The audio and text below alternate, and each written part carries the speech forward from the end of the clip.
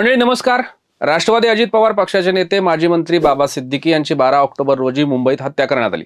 संध्याकाळी सुमारे 8 वाजता 3 जणांनी सिद्दीकी यांचे पुत्र आमदार जिशान सिद्दीकी यांच्या कार्यालयाबाहेर बाबा सिद्दीकी यांच्यावर गोळीबार केला।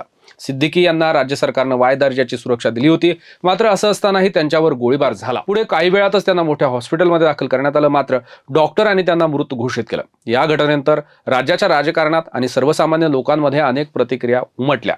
3 पैकी 2 आरोपींना पोलिसांनी पकडण्यात यश मिळवलं आहे। एक आरोपी अद्यापही फरार आहे। या हत्या प्रकरणाचा तपास पोलीस अधिकारी दया नायक हे करणार आहेत। या हत्येमागे अंडरवर्ल्डचा हात आहे का? ही हत्या बिश्नोई गँगने केली आहे का? की या हत्येमागे काही आर्थिक गैरव्यवहार आहेत का? असे अनेक प्रश्न आजच्या घडीला उपस्थित होत आहेत।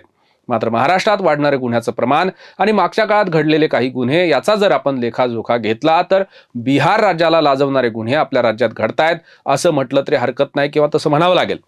मागच्या 8-10 महिन्याच्या घटनांचा जर विचार केल्यास महाराष्ट्रात राजकीय हत्या होण्याचंही प्रमाण वाढलं आहे। शिवसेना उद्धव बाळासाहेब ठाकरे पक्षाचे माजी आमदार विनोद घोसाळकर यांचे पुत्र माजी नगरसेवक अभिषेक घोसाळकर यांची मुंबईत हत्या झाली।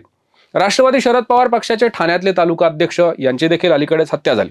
भाजपचे आमदार गणपत गायकवाड यांनी पोलीस चौकीत शिंदे गटाच्या नगरसेवकावर केलेला गोळीबार, अभिनेता सलमान खान यांच्या घरावर झालेला गोळीबार, त्यातून समोर आलेलं अंडरवर्ल्ड कनेक्शन, अजित पवार पक्षाचे पुण्याचे माजी नगरसेवक वंदराज आंदेकर यांचीही अलीकडे झालेली हत्या, अशा कितीतरी घटना मागच्या काळात महाराष्ट्रात घडल्या। याशिवाय बदलापूर बाललैंगिक अत्याचार प्रकरण, पुण्यात शाळकरी मुलींवर रिक्षा चालकाने केलेला अत्याचार, असे महिलांवरच्या अत्याचाराचे गुन्हे, कितीतरी खून, चोऱ्या, मारामारी, दरोडे, लुटमारी या घटनांची मोठी खरं तर यादी होईल।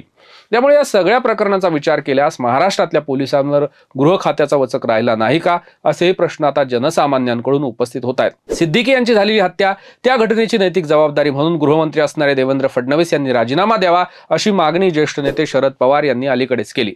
तसंच महाविकास आघाडीनं देखील फडणवीस यांच्या कामकाजावर प्रश्न उपस्थित करत त्यांच्यावर टीका केली। एरवी भाजप आणि महायुतीच्या नेत्यांचे गुन्हे दाबण्याचं काम गृह खातं करत असून फडणवीस यांना त्यांचं अभय आहे अशी महाविकास आघाडीच्या नेत्यांनी टीका केली। अलीकडेच भाजपचे आमदार नितेश राणे यांनी मुस्लिम विरोधी केलेलं चिथावणीखोर भाषण, त्यावरूनही राज्यभरात मोठे पडसाद पाहायला मिळाले। तेव्हा राणे यांचं एक वक्तव्य चांगलंच गाजलं होतं। सागर बंगल्यावर आपला बॉस बसलेला आहे, त्यामुळे तुम्हाला जे करायचं ते करा, आपल्याला काही होत नाही असं वक्तव्य ते होतं। शिंदे गटाचे बुलढाणा जिल्ह्यातले आमदार संजय गायकवाड यांचं राहुल गांधी यांच्या विरोधातलं वादग्रस्त वक्तव्य, त्यामुळे देखील महाराष्ट्रात मोठ्या प्रतिक्रिया उमटल्या होत्या। यावरून या बेलगाम नेत्यांना फडणवीस यांचं अभय आहे का, असेही प्रश्न उपस्थित झाले। महाविकास आघाडीचं सरकार कोसळल्यानंतर महायुतीचं सरकार राज्यात आलं, तेव्हा उपमुख्यमंत्री म्हणून फडणवीस यांनी अनेक खात्यांचा कारभार आपल्या हाती घेतला। त्यात गृहमंत्री, ऊर्जा खातं, गृह खातं असे 4 ते 5 खाती त्यांच्याकडे आहेत। शिवाय 2014ला पहिल्यांदा मुख्यमंत्री झाल्यानंतर फडणवीस यांनी गृह खातं 5 वर्ष आपल्याकडेच ठेवलं होतं। यावरून फडणवीसांना गृह खातं आवडीचं आहे असा अंदाज आपल्याला लावता येऊ शकतो। मध्यंतरी अंतरवाली सराटी इथं उपोषणाला बसलेल्या शेकडो पुरुष आणि महिलांवर पोलिसांनी लाठीचार केला होता। या घटनेचे पडसाद अवघ्या राज्यात उमटले होते, तेव्हा देखील देवेंद्र फडणवीस यांच्यावर मोठ्या प्रमाणात टीका झाली होती। फडणवीस यांच्या परवानगीशिवाय पोलिसांनी लाठीचार्ज केला नसावा, त्यामुळे या लाठीचार्जच्या मागे फडणवीस आहेत किंवा गृहमंत्री आहेत, गृह खातं आहे असे आरोप विरोधकांनी केले होते। तेव्हाही फडणवीसांच्या राजीनाम्याची मागणी करण्यात आली होती। याशिवाय मागच्या काळात घडलेल्या काही घटनांचा आपण जर एक आढावा घेतला किंवा त्या घटनेवर नजर टाकली किंवा ते वृत्त जर वाचले तर आपल्याला काही गोष्टी लक्षात येतात। 2023 मध्ये पुण्याच्या ससून रुग्णालयात उपचार घेत असलेल्या ड्रग्ज तस्करी प्रकरणातला आरोपी ललित पाटील रुग्णालयातून पसार झाला होता। तेव्हा या सगळ्या प्रकरणामागे अर्थात त्याला रुग्णालयातून फरार होऊन देण्यात काही राजकीय नेते आणि पोलीस अधिकाऱ्यांनी त्याला मदत केल्याचेही आरोप त्यावेळी झाले। तेव्हा हे प्रकरण राज्यभरात मोठ्या प्रमाणात गाजलं। तेव्हा देखील फडणवीस यांच्यावर आणि गृह खात्यावर अनेक प्रश्न उपस्थित होत होते। त्यानंतर फेब्रुवारी 2023 मध्ये रत्नागिरी जिल्ह्यात पत्रकार शशिकांत वारिसे यांची करण्यात आलेली हत्या, सुरुवातीला अपघाताचा बनाव करणारी ही घटना नंतर खून असल्याचं स्पष्ट करणारी ठरली। रत्नागिरीतल्या नाणार रिफायनरी प्रकल्पाबाबतीत वारिसे यांनी एक पोस्ट सोशल मीडियात शेअर केली होती। त्या पोस्टमध्ये पंतप्रधान, मुख्यमंत्री आणि गृहमंत्र्यांच्या बॅनरसोबत गंभीर गुन्ह्यातील आरोपीचा फोटो होता। दुसऱ्या दिवशी सकाळी वारिसे यांच्या गाडीचा अपघात झाला आणि उपचारादरम्यान त्यांचा मृत्यू झाला असं पुढे स्पष्ट झालं। तेव्हाही रत्नागिरी जिल्ह्यातल्या अनेक पत्रकारांनी हा राजकीय खून असल्याचे आरोप केले होते। तर शिवसेना ठाकरे गटाचे नेते संजय राऊतांनी फडणवीस यांच्या गृह खात्यावर टीका करत फडणवीस यांच्या राजीनाम्याची मागणी केली होती। यानंतर मार्च महिन्यात छत्रपती संभाजीनगर इथं झालेली दंगल, पोलिसांच्या माहितीनुसार सुरुवातीला 2 गटात झालेल्या चकमकीनंतर बंदोबस्तासाठी तैनात असणाऱ्या पोलिसांच्या 10 पेक्षा जास्त वाहनांना अज्ञातांनी आग लावून दिली होती। तेव्हा देखील या प्रकरणावरून गृह खात्यावर प्रश्न उपस्थित झाले होते। जालना शहरातील तरुण गजानन तौर यांची झालेली हत्या, त्यानंतर पुणे जिल्ह्यातल्या आळंदी इथं संत ज्ञानेश्वर महाराज पालखी सोहळ्यावर वारकऱ्यांवर झालेला लाठीचार्ज या प्रकरणावरूनही राज्यभरातून तीव्र प्रतिक्रिया उमटल्या होत्या।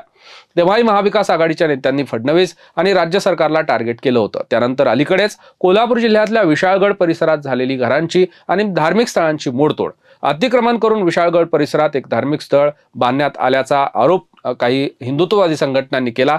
त्यानंतर तिथल्या या संघटनांनी या धार्मिक स्थळांची आणि परिसरातल्या घराची मोडतोड केली।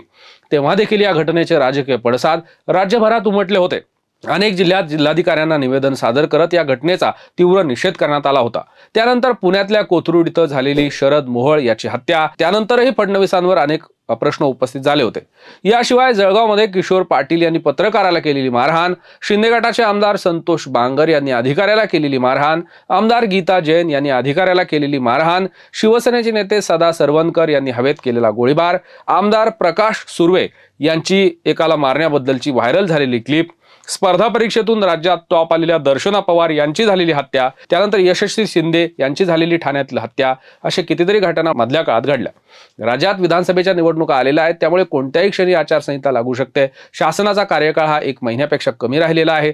असं असतानाही कायदा सुव्यवस्थेची जबाबदारी योग्य प्रकारे न हाताळता आल्यामुळे फडणवीस यांच्या राजीनाम्याची आता मागणी होते।